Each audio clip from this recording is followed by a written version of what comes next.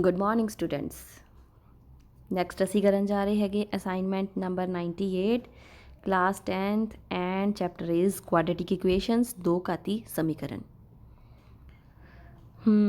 अगे वधन तो पहला आपां असाइनमेंट तो पहला जरा मैं तुहानूं एक चीज़ समझा ला तो उहदे तो तुहानूं ईजीली आइडिया हो जाएगा कि ऐसे असाइनमेंट च करना की है। मान लो मेरे को की हैगी दो घाती समीकरण, इट मीनस क्वाड्रेटिक इक्वेशन। ठीक है जी। अच्छा जी, मैं ये नाल एक मैं तुहानूं इक्वेशन लिख के दिखावां 5x की power 2 plus 4x plus 9 equals to 0 तो मैं कहां इसनूं इस नाल कंपेयर करो तां तुसी बच्चे ईजिली ए दी ते बी दी ते सी दी वैल्यू कढन सकते हो। देखो एक्स की पावर 2 दे नाल इत्थे ए आ, एक्स की पावर 2 दे नाल इत्थे 5 आ, ਇਹਦਾ मतलब ए दी वैल्यू कितनी आ गई बच्चियों 5। उस तरह बी दी वैल्यू कितनी आ गई, आ देखो ये बी दी वैल्यू कितनी आ गई 4 एंड सी दी वैल्यू कितनी आ गई 9। क्लीयर होगी चीज़। दोबारा देखो जरा एक होर क्वेश्चन, थोड़ा माइनस वाला साइन लैके देखिए क्योंकि माइनस वाला जिथे आ जाता बच्चे उत्थे कन्फ्यूज़ हो जाते हैं। साढ़े कोल क्वाड्रेटिक इक्वेशन हैगी आ 2x की power 2 minus 3x minus 1 equals to 0। हुण जे मैं कहां ये A B C the values कढनियां आ। चलो पहला आपां दो घाती समीकरण लिख लीए ए एक्स की power 2 plus b x plus c equals to 0 तो दस सकते हो बच्चों ए की वैल्यू कितनी आ। वैरी गुड, ए की वैल्यू कितनी आ गई 2। अच्छा हुण बी ते आइए जरा, आ देखो बी की वैल्यू, पर असी इत्थे की गलती की, असी इत्थे गलती की आ साइन नूं असी जिहड़ा नाल नहीं चक्किया। 3 दे नाल असी की लैना हैगा -3। ਇਹਦਾ मतलब मेरी बी की वैल्यू कितनी आ गई है, बी की वैल्यू मेरी आई हैगी -3। मैनूं लगदा हुण सी की वैल्यू तुसी ईजिली चंगे तरीके नाल गैस कर पाओगे। सी की वैल्यू कितनी आई है इत्थे, देखो ध्यान नाल -1। ठीक है जी, तुहानूं वैल्यूज़ कढनियां आ गई ऑलरेडी असी जिहड़ा हैगा 9th क्लास विच कर चुके हैं। अच्छा मैं कहां जे वैल्यू कढनी होवे बी की पावर 2 माइनस 4ac दी, हुण तुसी बोलोगे बई आ कॉम्पलीकेटेड जी रकम कित्थों आ गई है। बच्चों कुछ भी नहीं करना हैगा, मैं थोड़ा तुहानूं ईजिली लिख के दिखानी है। अच्छा कोई इक्वेशन ले लीए 2x की power 2 minus 3x minus 1 equals to 0। चलो पहला थोड़ा ईजी कर लिए, आप इनू प्लस बना दें। असी की कढ़ना है, मैं क्या बी की पावर 2 माइनस 4a ते सी इनू कढ़ना। हुण देखो बी की पावर 2 मतलब बी नू असी बी नाल की कीता होया मल्टीप्लाई किया है। कई बच्चे की गलती करते बी नू 2 नाल मल्टीप्लाई कर देते। बी की पावर 2 का मतलब बी नू 2 नाल मल्टीप्लाई करना नहीं, बी की पावर 2 का मतलब हैगा आ बी नू ही असी 2 बारी मल्टीप्लाई करना, मतलब बी मल्टीप्लाई बाय बी। ठीक है जी। हुण बी की वैल्यू इत्थे कितनी आ 3, ਇਹਦਾ मतलब 3 का वर्ग कर लिया, फिर माइनस आ गया तो माइनस लिख लो, फिर की लिखा होया 4 तो 4 लिख लो। हुण ए की वैल्यू कितनी आ, ए की वैल्यू कितनी आ रही इत्थे 2, ये जो 2 असी इनू फिलहाल असी ब्रैकेट में लिखिया। तो सी की वैल्यू साडी कितनी आ 1, 1 दे नाल प्लस ही हैगा आ, तो कोई टेंशन वाली गल नहीं, माइनस हुंदा तो असी नाल -1 लिख लेना सीगा। यह साडी रकम इत्थे आ गई, इनू थोड़ा ਆਪਾਂ साइड ते रफ ते कर दिए।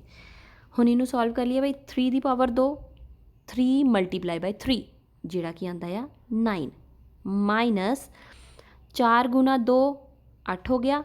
ठीक है जी, तो 8 गुणा 1 वो भी की हो गया 8 हो गया। ठीक है, ਇਹਦਾ मतलब 4 ਨੂੰ 2 ਨਾਲ गुणा किया, फिर ਜਿਹੜੀ भी रकम आई उन्होंने फिर असी 1 ਨਾਲ गुणा करता। ये साडी रकम की बन गई 8, 9 ਵਿੱਚੋਂ 1 8 गया तो साडी वैल्यू की आ गई 1। ਇਹਦਾ मतलब b की पावर 2 माइनस 4ac जे वैल्यू कढ़नी होवे तो ਇਹਦੇ ਵਿੱਚ कुछ भी औखा नहीं हैगा। जस्ट की किया है सिंपल वैल्यूज़ पुट करके असी मल्टीप्लाई किया तो प्लस माइनस करता।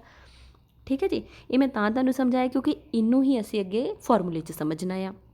नैक्सट वधदे आपां असाइनमेंट की कहती हुण असाइनमेंट 98 कहती आ कि इस असाइनमेंट राही असी दो घाती समीकरण दे मुल पता करांगे, मतलब कि एक्स दियाँ ਵੈਲਿਊਜ਼ ਬਾਰੇ ਪਤਾ ਕਰਾਂਗੇ ਕਿ ਉਹ ਜਿਹੜੀਆਂ ਵੈਲਿਊਜ਼ ਹੈਗੀਆਂ ਉਹ ਕਿਸ ਟਾਈਪ ਦੀਆਂ ਆ, ਮਤਲਬ ਜਿਹੜੀਆਂ ਵੈਲਿਊਜ਼ ਆ ਉਹਦੇ ਟਾਈਪ ਕੀ ਆ, ਪਲੱਸ ਦੀਆਂ ਹੈਗੀਆਂ ਕਿ ਮਾਈਨਸ ਦੀਆਂ ਹੈਗੀਆਂ, ਇਕੁਅਲ ਹੈਗੀਆਂ ਆ, ਠੀਕ ਹੈ, ਉਹ ਚੀਜ਼ ਅਸੀਂ ਪਤਾ ਕਰਾਂਗੇ। ਉਹਦੇ ਲਈ ਇੱਕ ਫਾਰਮੂਲਾ ਹੁਣ ਅਸੀਂ ਕਰਨਾ ਆ, ਦੋ ਘਾਤੀ ਸਮੀਕਰਨ ਦੇ ਮੁੱਲ ਜਿਹੜੇ ਹੈਗੇ ਹੇਠ ਲਿਖੇ ਸੂਤਰ ਮਤਲਬ ਕਿ ਫਾਰਮੂਲੇ ਤੋਂ ਪਤਾ ਕੀਤੇ ਜਾਣਗੇ। ਫਾਰਮੂਲਾ ਕੀ ਹੈਗਾ ਹੈ, ਇਹ ਵਾਲਾ ਫਾਰਮੂਲਾ ਆ। ਹੁਣ ਫਾਰਮੂਲਾ ਦੇਖ ਕੇ ਹੁਣੇ ਨਾ ਡਰ ਜਿਓ, ਸਿੰਪਲ ਜੀ ਗੱਲ ਹੈਗੀ। ਦੇਖੋ ਆਹ ਚੀਜ਼ ਤੇ ਮੈਂ ਤੁਹਾਨੂੰ ਪਹਿਲਾਂ ਹੀ ਕੱਢਣੀ ਦੱਸਦੀ ਹੈ, ਜਦੋਂ ਆਹ ਚੀਜ਼ ਕੱਢੀ ਗਈ ਤੇ ਬਾਕੀ ਫਾਰਮੂਲਾ ਫਿਰ ਸਿੰਪਲ ਹੀ ਹੋ ਗਿਆ। ਸਿੰਪਲ ਜੀ ਗੱਲ ਫਿਲਹਾਲ ਤੁਸੀਂ ਯਾਦ ਰੱਖੋ ਕਿ ਇਸ ਫਾਰਮੂਲੇ ਨੂੰ ਕੀ ਕਹਿੰਦੇ ਆਪਾਂ, ਕੁਆਡਰੇਟਿਕ ਫਾਰਮੂਲਾ, ਠੀਕ ਹੈ ਜੀ। ਅੱਗੇ ਕਦੇ ਐਗਜ਼ਾਮ 'ਚ ਪੁੱਛਿਆ ਜਾਵੇ ਕਿ ਆਹ ਫਾਰਮੂਲਾ ਜਿਹੜਾ ਹੈਗਾ ਆ ਇਹਦਾ ਨਾਮ ਕੀ ਹੈਗਾ, ਤੁਸੀਂ ਕੀ ਕਹਿਣਾ, ਕੁਆਡਰੇਟਿਕ ਫਾਰਮੂਲਾ, ਦੋ ਘਾਤੀ ਸੂਤਰ ਕਹਿੰਦੇ ਇਹਨੂੰ। ਹੁਣ ਆਪਾਂ ਇਹਨੂੰ ਅੱਗੇ ਸੋਲਵ ਕਰੀਏ, ਬਹੁਤ ਈਜ਼ੀ ਹੈਗਾ ਆ, ਚਲੋ ਮੇਰੇ ਨਾਲ ਸਮਝੋ। ਮੈਂ ਤੁਹਾਨੂੰ ਹੁਣੇ ਜਿਹੜੀ ਵੈਲਿਊ ਪਤਾ ਕਰਨੀ ਦੱਸੀ ਹੈ b ਦੀ ਪਾਵਰ 2 ਮਾਈਨਸ 4ac, ਇਹ ਦੇਖੋ ਇਹ ਡਿਸਾਈਡ ਕਰਦਾ ਹੈ, ਮਤਲਬ ਕਿ ਤੈਅ ਕਰਦਾ ਹੈਗਾ ਕਿ ਦੋ ਘਾਤੀ ਸਮੀਕਰਨ ਦੇ ਮੁੱਲ ਹੈਗੇ ਆ ਜਿਹੜੇ, ਮਤਲਬ ਕਿ x ਦੀਆਂ ਜਿਹੜੇ ਸਾਡੇ ਰੂਟਸ ਹੋਣਗੇ ਉਹ ਕੀ ਹੈਗੇ, ਵਾਸਤਵਿਕ ਹੈਗੇ ਜਾਂ ਨਹੀਂ ਹੈਗੇ। ਵਾਸਤਵਿਕ ਨੂੰ ਇੰਗਲਿਸ਼ 'ਚ ਕਹਿੰਦੇ ਰੀਅਲ, ਰੀਅਲ ਹੈਗੇ ਜਾਂ ਨਹੀਂ ਹੈਗੇ, ਠੀਕ ਹੈ ਜੀ। ਓਕੇ, ਹੁਣ ਇਹਦੇ ਲਈ ਅਸੀਂ 3 ਕੇਸ ਕਰਨੇ ਆ, 3 ਕੇਸ ਕਰ ਲਈਏ। ਜਿਹੜੇ ਅਸੀਂ b² ਮਾਈਨਸ 4ac ਦੀ ਵੈਲਿਊ ਪਤਾ ਕਰਾਂਗੇ, ਦੇਖੋ ਪਿਛਲੇ ਕੁਐਸਚਨ ਦੇ ਵਿੱਚ ਮੇਰੀ ਵੈਲਿਊ ਕਿੰਨੀ ਆਈ ਸੀਗੀ b² ਮਾਈਨਸ 4ac ਦੀ, 1 ਆਈ ਸੀਗੀ, ਜਿੱਥੇ ਮੈਂ 9 ਮਾਈਨਸ 8 ਕੀਤਾ ਸੀਗਾ। ਹੁਣ ਅਸੀਂ ਆਹ ਵੈਲਿਊਜ਼ ਦੇਖਣੀ ਆ, ਆਹ ਵਾਲੀ ਵੈਲਿਊ ਜੇ ਮੇਰੀ 0 ਤੋਂ ਵੱਡੀ ਹੋਵੇ, ਠੀਕ ਹੈ, ਜਾਂ 0 ਦੇ ਬਰਾਬਰ ਹੋਵੇ ਜਾਂ 0 ਤੋਂ ਛੋਟੀ ਹੋਵੇ, ਇਹ 3 ਕੇਸ ਹੈਗੇ। ਇਹ ਕੇਸ ਡਿਸਾਈਡ ਕਰਨਗੇ ਕਿ ਸਾਡੇ ਜਿਹੜੇ ਮੁੱਲ ਹੈਗੇ ਨੇ ਉਹ ਕੀ ਨੇ। ਚਲੋ ਦੁਬਾਰਾ ਦੇਖੋ ਹੁਣ ਇੱਕ ਵਾਰੀ, ਪਹਿਲੀ ਕੰਡੀਸ਼ਨ ਦੇਖੋ, ਜੇ ਮੇਰੀ b² ਮਾਈਨਸ 4ac ਦੀ ਵੈਲਿਊ 0 ਤੋਂ ਵੱਡੀ ਹੋ ਗਈ ਅਤੇ ਸਾਡੇ ਜਿਹੜੇ ਮੁੱਲ ਹੈਗੇ, ਜਿਹੜੇ ਰੂਟਸ ਹੈਗੇ ਆ ਉਹ ਕੀ ਹੋਣਗੇ, ਭਿੰਨ ਭਿੰਨ ਹੋਣਗੇ ਅਤੇ ਵਾਸਤਵਿਕ ਹੋਣਗੇ। ਇਹਨੂੰ ਮੈਂ ਲਿਖੂੰਗੀ, ਇਹ ਕੀ ਹੋਣਗੇ, ਡਿਸਟਿੰਕਟ ਹੁੰਦਾ ਆ ਵੱਖਰੇ ਵੱਖਰੇ, ਅਤੇ ਡਿਸਟਿੰਕਟ ਹੋਣਗੇ ਅਤੇ ਰੀਅਲ ਹੋਣਗੇ। ਰੀਅਲ ਹੁੰਦੇ ਵਾਸਤਵਿਕ ਸੰਖਿਆਵਾਂ, ਵੱਖਰੀਆਂ ਵੱਖਰੇ ਹੋਣਗੇ ਅਤੇ ਰੀਅਲ ਹੋਣਗੇ। ਅਤੇ ਜੇ b² ਮਾਈਨਸ 4ac ਦੀ ਵੈਲਿਊ ਮੇਰੀ 0 ਆ ਜਾਏ ਫਿਰ ਕੀ ਹੋਏਗਾ, ਜਿਹੜੇ ਮੇਰੇ ਮੁੱਲ ਹੈਗੇ ਨੇ ਉਹ ਵਾਸਤਵਿਕ ਹੋਣਗੇ, ਪਰ ਨਾਲ ਹੀ ਕੀ ਹੋਊਗਾ, ਉਹ ਹੋਣਗੇ ਇਕੁਅਲ, ਮਤਲਬ ਕਿ ਬਰਾਬਰ। ਦੇਖੋ ਇੱਥੇ ਵੱਖਰੇ ਵੱਖਰੇ ਸੀਗੇ, ਦੋ ਵੱਖਰੇ ਆਉਣਗੇ, ਇੱਥੇ ਕੀ ਆਉਣਗੇ, ਬਰਾਬਰ ਆਉਣਗੇ। ਤੀਜਾ ਕੰਡੀਸ਼ਨ ਹੈਗੀ, ਜੇ ਕਿਤੇ ਮੇਰੀ ਵੈਲਿਊ ਲੈਸ ਦੈਨ 0 ਆਵੇ, ਮਤਲਬ ਕਿ ਲੈਸ ਦੈਨ 0 ਮਤਲਬ ਕੋਈ ਨੈਗੇਟਿਵ ਵਾਲੀ ਵੈਲਿਊ ਆ ਰਹੀ ਹੈ, ਕੋਈ ਵੀ ਨੈਗੇਟਿਵ ਵਾਲੀ, ਉਸ ਕੇਸ ਦੇ ਵਿੱਚ ਜਿਹੜੇ ਮੇਰੇ ਵਾਸਤਵਿਕ ਮੁੱਲ ਕੋਈ ਨਹੀਂ ਹੋਏਗਾ, ਨੋ ਰੀਅਲ ਰੂਟ। ਉਹਦੇ ਵਿੱਚ ਮੇਰੇ ਰੂਟਸ ਕਿਹੜੇ ਹੋਣਗੇ, ਇਮੈਜਨਰੀ ਰੂਟਸ ਹੋਣਗੇ, ਠੀਕ ਹੈ। ਵਾਸਤਵਿਕ ਉੱਥੇ ਕੋਈ ਰੂਟ ਨਹੀਂ ਹੋਏਗਾ। ਵਾਸਤਵਿਕ ਦੋ ਹੀ ਕੰਡੀਸ਼ਨ ਵਿੱਚ ਹੋਣਗੇ, ਜਾਂ 0 ਹੋਵੇ ਜਾਂ 0 ਤੋਂ ਵੱਡੀ ਹੋਵੇ। ਜੇ 0 ਤੋਂ ਛੋਟੀ ਹੋਏਗੀ ਤਾਂ ਕੋਈ ਵਾਸਤਵਿਕ ਮੁੱਲ ਨਹੀਂ ਹੋਏਗਾ। ਚਲੋ ਅਸਾਈਨਮੈਂਟ ਵਿੱਚ ਅਸੀਂ ਇੱਕ ਐਗਜ਼ਾਮਪਲ ਦਿੱਤੀ ਹੋਈ ਆ, ਉਹਨੂੰ ਸੋਲਵ ਕਰਨ ਦੀ ਕੋਸ਼ਿਸ਼ ਕਰਦੇ ਹਾਂ ਅਤੇ ਸਮਝਣ ਦੀ ਕੋਸ਼ਿਸ਼ ਕਰਦੇ ਹਾਂ। ਸਮੀਕਰਨ ਦਿੱਤੀ ਹੈਗੀ ਆ, ਦੋ ਘਾਤੀ ਸਮੀਕਰਨ ਦਿੱਤੀ ਹੋਈ ਆ ਬਈ, ਇਹਦੇ ਮੂਲਾਂ ਦੀ ਪ੍ਰਕਿਰਤੀ ਅਸੀਂ ਪਤਾ ਕਰਨੀ ਆ। ਜੇਕਰ ਸੰਭਵ ਹੋਵੇ ਤਾਂ ਮੁੱਲ ਪਤਾ ਕਰੋ, x ਦੀ ਵੈਲਿਊ ਅਸੀਂ ਪਤਾ ਕਰਨੀ ਆ। ਸਭ ਤੋਂ ਪਹਿਲਾਂ ਤੁਸੀਂ ਕੀ ਕਰਨਾ ਹੈ, ਇਸ ਨੂੰ ਕੰਪੇਅਰ ਕਰਨਾ ਹੈ ਇਸ ਇਕੁਏਸ਼ਨ ਨਾਲ, ਠੀਕ ਹੈ ਜੀ। ਫਿਰ ਅਸੀਂ ਲਿਖ ਲੈਣੀਆਂ ਇਹਨਾਂ ਦੀਆਂ ਵੈਲਿਊਜ਼। a ਦੀ ਵੈਲਿਊ ਕਿੰਨੀ ਆ ਗਈ, a ਦੀ ਵੈਲਿਊ ਕਿੰਨੀ ਆ ਗਈ ਬੱਚਿਓ, 2, ਓਕੇ ਜੀ। b ਦੀ ਵੈਲਿਊ ਸੋਚੋ ਕੀ ਆਏਗੀ, b ਦੀ ਵੈਲਿਊ ਆਏਗੀ, ਗਲਤੀ ਨਹੀਂ ਕਰਨੀ, ਗਲਤੀ ਨਹੀਂ ਕਰਨੀ, -7। ਐਂਡ c ਦੀ ਵੈਲਿਊ ਕਿੰਨੀ ਆਏਗੀ, ਇੱਥੇ ਗਲਤੀ ਨਹੀਂ ਹੋਏਗੀ ਕਿਉਂਕਿ ਪਲੱਸ ਦਾ ਨਿਸ਼ਾਨ ਹੈਗਾ, ਇਸ ਕਰਕੇ ਬੱਚੇ ਗਲਤੀ ਨਹੀਂ ਕਰਨਗੇ। ਵੈਲਿਊਜ਼ ਮੈਂ ਲਿਖ ਲਈਆਂ। ਚਲੋ ਹੁਣ ਆਪਾਂ ਕਰ ਲਈਏ b² ਮਾਈਨਸ 4ac ਦੀ ਵੈਲਿਊ ਪਤਾ ਕਰਨੀ। ਅੱਛਾ, ਇਸ ਚੀਜ਼ ਨੂੰ ਬੱਚੇ ਉਹ ਕਹਿੰਦੇ ਹੈਗੇ ਆ ਡਿਸਕ੍ਰਿਮੀਨੈਂਟ। ਅੱਛਾ, ਡਿਸਕ੍ਰਿਮੀਨੈਂਟ ਨੂੰ ਪੰਜਾਬੀ 'ਚ ਵੀ ਡਿਸਕ੍ਰਿਮੀਨੈਂਟ ਹੀ ਕਹਿੰਦੇ ਹੈਗੇ, ਪੰਜਾਬੀ 'ਚ ਤੁਸੀਂ ਲਿਖ ਲਿਓ, ਮੈਂ ਇੰਗਲਿਸ਼ 'ਚ ਲਿਖ ਦਿੱਤਾ ਹੈ। ਡਿਸਕ੍ਰਿਮੀਨੈਂਟ ਦੀ ਵੈਲਿਊ ਅਸੀਂ ਪਤਾ ਕਰਨੀ ਆ, ਕਿਵੇਂ ਕਰਾਂਗੇ, b² b ਕਿੰਨਾ ਆ ਬਾਈ, -7, ਇਹਦਾ ਸਕੁਏਅਰ ਕਰ ਦੇਣਾ, ਇਹਦਾ ਵਰਗ ਕਰ ਦੇਣਾ, ਲਿਖ ਦੋ ਪਾਵਰ ਤੋਂ। ਮਾਈਨਸ ਨਾਲ ਜ਼ਰੂਰ ਲਗਾਉਣਾ, ਮਾਈਨਸ ਨਹੀਂ ਲਗਾਓਗੇ ਫਿਲਹਾਲ ਇਸ ਕੁਐਸਚਨ 'ਚ ਫਰਕ ਨਹੀਂ ਪਏਗਾ, ਬਟ ਅੱਗੇ ਮੈਥਸ 'ਚ ਜ਼ਰੂਰ ਫਰਕ ਪੈਂਦਾ। ਮਾਈਨਸ ਹਮੇਸ਼ਾ ਨਾਲ ਲਿਖੀਦਾ, -7। ਫਿਰ ਲੱਗਣਾ ਮਾਈਨਸ ਆਹ ਵਾਲਾ ਮੈਂ ਮਾਈਨਸ ਇੱਥੇ ਲਗਾਇਆ, 4 ਦਾ 4 ਲਗਾਇਆ, a ਦੀ ਵੈਲਿਊ ਪਾ ਦਈਏ ਬਈ। ਵੈਲਿਊ ਅਸੀਂ ਦੋਵੇਂ ਬ੍ਰੈਕਟ 'ਚ ਲਿਖਣੀ ਹੈ ਕਿਉਂਕਿ ਇਹ ਨਾਲ ਮਲਟੀਪਲਾਈ ਹੈਗਾ, ਅਤੇ c ਦੀ ਵੈਲਿਊ ਕਿੰਨੀ ਹੈਗੀ, 3। ਵੈਰੀ ਗੁੱਡ, ਇੱਥੋਂ ਤੱਕ ਸਮਝ ਆ ਗਿਆ। ਅੱਗੇ ਕੱਢੀਏ ਵੈਲਿਊ। 7 ਦਾ ਵਰਗ 7 ਗੁਣਾ 7, 7 ਗੁਣਾ 2 ਨਹੀਂ, 7 ਗੁਣਾ 7 ਕਿੰਨਾ ਹੋਇਆ ਬਈ 49, ਅਤੇ -7 ਗੁਣਾ -7 ਉੱਥੇ ਹੋ ਜਾਂਦਾ ਆ, ਮਾਈਨਸ ਗੁਣਾ ਮਾਈਨਸ ਹਮੇਸ਼ਾ ਬਣ ਜਾਂਦਾ ਆ ਪਲੱਸ, ਤਾਂ ਕਰਕੇ ਇੱਥੇ ਆਇਆ ਪਲੱਸ। ਅੱਗੇ ਕਰੀਏ, 4 ਨੂੰ 2 ਨਾਲ ਗੁਣਾ ਕੀਤਾ ਕਿੰਨਾ ਬਣ ਗਿਆ 4 2 ज़ा 8, ਅਤੇ 8 ਨੂੰ ਫਿਰ ਅਸੀਂ 3 ਨਾਲ ਗੁਣਾ ਕੀਤਾ, 8 ਗੁਣਾ 3 ਆ ਗਿਆ 24। 49 ਵਿੱਚੋਂ 24 ਮਾਈਨਸ ਕੀਤੇ, ਸਾਡਾ ਆਨਸਰ ਕੀ ਆ ਗਿਆ 25। ਇਹਦਾ ਮਤਲਬ ਸਾਡਾ ਜਿਹੜਾ ਡਿਸਕ੍ਰਿਮੀਨੈਂਟ ਹੈਗਾ ਆ, ਮਤਲਬ ਕਿ b² - 4ac ਦੀ ਵੈਲਿਊ ਕਿੰਨੀ ਆ ਗਈ ਬੱਚਿਓ 25। ਹੁਣ ਦੇਖੀਏ ਤਿੰਨਾਂ ਕੇਸ ਵਿੱਚੋਂ ਇੱਥੇ ਕਿਹੜਾ ਅਪਲਾਈ ਹੁੰਦਾ ਆ। ਹੁਣ ਦੱਸੋ ਮੈਨੂੰ 25 ਜਿਹੜੀ ਰਕਮ ਹੈਗੀ 0 ਦੇ ਬਰਾਬਰ ਆ, 0 ਆ, ਜਾਂ 0 ਤੋਂ ਵੱਡੀ ਆ, ਜਾਂ 0 ਤੋਂ ਛੋਟੀ ਆ। ਓਬਵੀਅਸਲੀ ਇਹ ਪਲੱਸ ਦਾ ਸਾਈਨ ਹੈ ਅਤੇ 0 ਤੋਂ ਵੱਡੀ ਹੋਏਗੀ। ਜਦੋਂ ਇਹ 0 ਤੋਂ ਵੱਡੀ ਹੋ ਗਈ ਅਤੇ ਸਾਡੇ ਜਿਹੜੇ ਰੂਟਸ ਹੈਗੇ ਆ, ਰੂਟਸ ਆਰ ਰੀਅਲ, ਇੱਕ ਤਾਂ ਉਹ ਵਾਸਤਵਿਕ ਹੋਣਗੇ ਅਤੇ ਨਾਲ ਹੀ ਕੀ ਹੋਣਗੇ ਭਿੰਨ ਭਿੰਨ ਹੋਣਗੇ, ਮਤਲਬ ਕਿ ਡਿਸਟਿੰਕਟ ਹੋਣਗੇ। ਠੀਕ ਹੈ ਜੀ, ਇੱਥੋਂ ਤੱਕ ਸਮਝ ਆਇਆ। ਹੁਣ ਅਸੀਂ ਯਾਦ ਰੱਖ ਲਈਏ ਆਹ ਵੈਲਿਊ ਸਾਡੀ 25 ਆ ਗਈ ਆ। ਇਸ ਤੋਂ ਬਾਅਦ ਹੁਣ ਮੈਂ ਤੁਹਾਨੂੰ ਦੱਸਦੀ ਹਾਂ ਵੈਲਿਊਜ਼ ਕਿਵੇਂ ਪਤਾ ਕਰਨੀ ਆ। ਚਲੋ ਆ ਜਾਓ ਫਿਰ ਨੈਕਸਟ ਪੇਜ 'ਤੇ। ਸਾਡੀ b² - 4ac ਦੀ ਵੈਲਿਊ ਆਈ ਹੈਗੀ ਆ 4ac ਦੀ ਵੈਲਿਊ ਆ ਗਈ ਆ 25। एक मिनट रुकियो जरा, ਅਸੀਂ ਇੱਥੇ ਲਗਾ ਦਈਏ ਡੂ ਨੋਟ ਡਿਸਟਰਬ, ਤਾਂ ਕਿ ਸਾਨੂੰ ਕੋਈ ਵਿੱਚ ਡਿਸਟਰਬ ਨਾ ਕਰੇ। ਠੀਕ ਹੈ ਜੀ, 25 ਵੈਲਿਊ ਆ ਗਈ। ਹੁਣ ਅਸੀਂ ਜਦੋਂ x ਦੇ ਮੁੱਲ ਪਤਾ ਕਰਨੇ, ਦੇਖੋ ਤੁਸੀਂ ਕੀ ਲਿਖਣਾ ਆ, x ਦਾ ਮੁੱਲ ਕੀ ਆਏਗਾ, ਤੁਸੀਂ ਲਿਖਣਾ ਆ ਸਭ ਤੋਂ ਪਹਿਲਾਂ -b,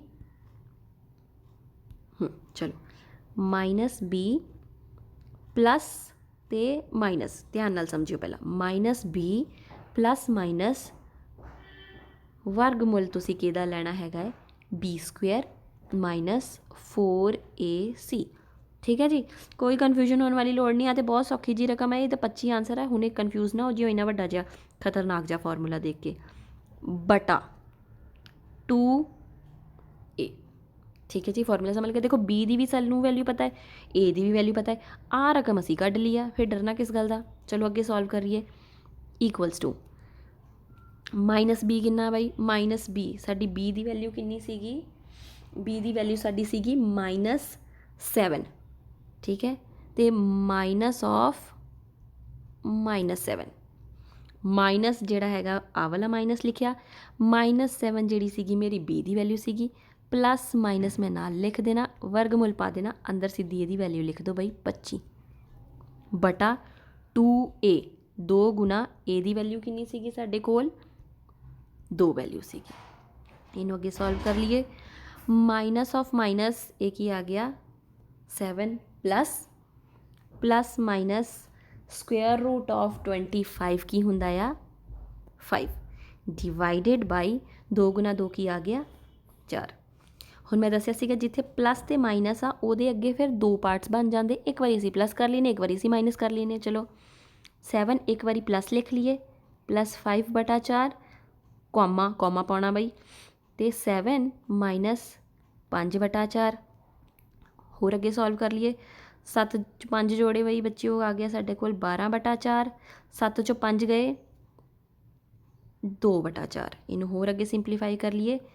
4 ਦੇ ਨਾਲ 3 ਦੇ ਬਾੜੇ 'ਤੇ ਚਲਾ ਗਿਆ, 2 2 ज़ा 4, ਅਤੇ ਸਾਡੇ ਰੂਟਸ ਕਿਹੜੇ ਆ ਗਏ, ਇੱਕ ਵਾਰੀ ਸਾਡਾ ਵੈਲਿਊ 3 ਆ ਗਈ, ਇੱਕ ਵਾਰੀ ਸਾਡੀ ਵੈਲਿਊ ਕੀ ਆ ਗਈ 1 ਬਟਾ 2। ਇਹਦਾ ਮਤਲਬ ਸਾਡਾ x ਦਾ ਮੁੱਲ ਕੀ ਆ ਗਿਆ 3 ਅਤੇ 1 ਬਟਾ 2। ਬੱਚਿਓ ਇਹ ਦੋਵੇਂ ਹੀ ਸੰਖਿਆਵਾਂ ਜਿਹੜੀਆਂ ਨੇ ਇਹ ਰੀਅਲ ਆ, ਮਤਲਬ ਇਹ ਵਾਸਤਵਿਕ ਸੰਖਿਆਵਾਂ। ਨਾਲ ਹੀ ਮੈਂ ਯੂਜ਼ ਕੀਤਾ ਸੀਗਾ ਵਰਡ ਭਿੰਨ, ਮਤਲਬ ਕਿ ਡਿਸਟਿੰਕਟ ਹੁੰਦਾ ਵੱਖਰੇ ਵੱਖਰੇ। ਜੇ ਮੈਂ ਬਰਾਬਰ ਕਹਿੰਦੀ ਫਿਰ ਸਾਡੇ ਰੂਟਸ ਆਉਣੇ ਸੀਗੇ 3 ਅਤੇ 3, ਆ ਦੋਵੇਂ ਬਰਾਬਰ ਆ ਨਾ ਰਕਮਾਂ, ਇੱਥੇ ਬਰਾਬਰ ਨਹੀਂ। 3 ਭਲਾ 1 ਬਟਾ 2 ਦੇ ਬਰਾਬਰ ਹੁੰਦਾ, ਨਹੀਂ ਨਾ ਹੁੰਦਾ। ਇਸੇ ਕਰਕੇ ਇਹਨਾਂ ਨੂੰ ਲਿਖਿਆ ਆ ਜਿਹੜੇ ਸਾਡੇ ਰੂਟਸ ਹੋਣਗੇ ਉਹ ਭਿੰਨ ਹੋਣਗੇ, ਦੋਵੇਂ ਆਪਸ 'ਚ ਸੇਮ ਨਹੀਂ ਹੋਣਗੇ, ਬਰਾਬਰ ਨਹੀਂ ਹੋਣਗੇ। ਠੀਕ ਹੈ ਜੀ, ਕੁਐਸਚਨ ਇੰਨਾ ਹੀ ਸੀਗਾ।